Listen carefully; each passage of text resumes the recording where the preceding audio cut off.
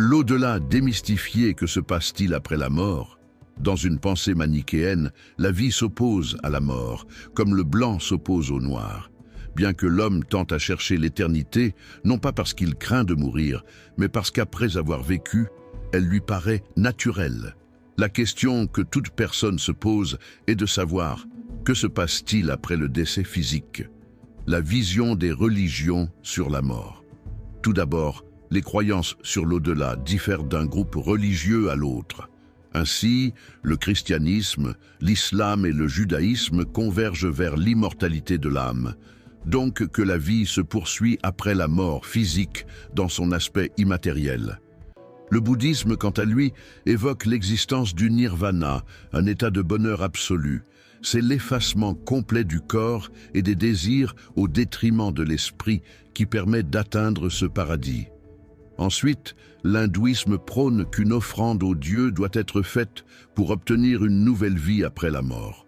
Pour les athées, négationnistes et philosophes qui nient l'existence d'un dieu, la notion de vie après la mort peut être abstraite, voire inexistante. Et enfin, dans la tradition ancestrale africaine, la mort n'est pas une fin, mais plutôt la transcendance d'une vie à une autre, celle de la vie terrestre pour le monde des esprits. Mais que se passe-t-il après la mort? Devrions-nous avoir peur de mourir? Selon une étude réalisée en 2020 par des sociologues en religions et chercheurs en université, 75% de la population mondiale croit au paradis. Beaucoup pour autant, pour ne pas dire la grande majorité d'entre eux, ont peur de la mort. La plupart du temps, c'est pour l'une ou l'autre de ces raisons. Soit ils ont peur de souffrir, d'avoir mal, soit ils ont peur de l'inconnu, car ils ne savent pas ce qui les attend après la mort. Soit au vu de leur action, ils ont peur de récolter les fruits de leur méchanceté. Si c'est la peur de souffrir qui nous terrifie de la mort, les scientifiques nous disent que dès que nous atteignons notre seuil de tolérance à la douleur, notre âme quitte automatiquement notre corps humain.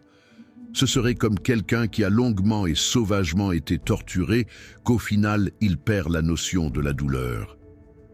La peur peut également venir de la mauvaise expérience que nous aurons eue avec les esprits de nos ancêtres, certaines divinités et entités spirituelles dues à nos actes.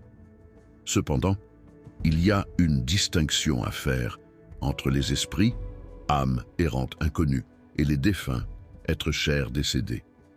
Ces derniers peuvent vouloir envoyer des signes à ceux qui sont restés sur Terre dans un élan de bienveillance. L'évolution dans l'au-delà.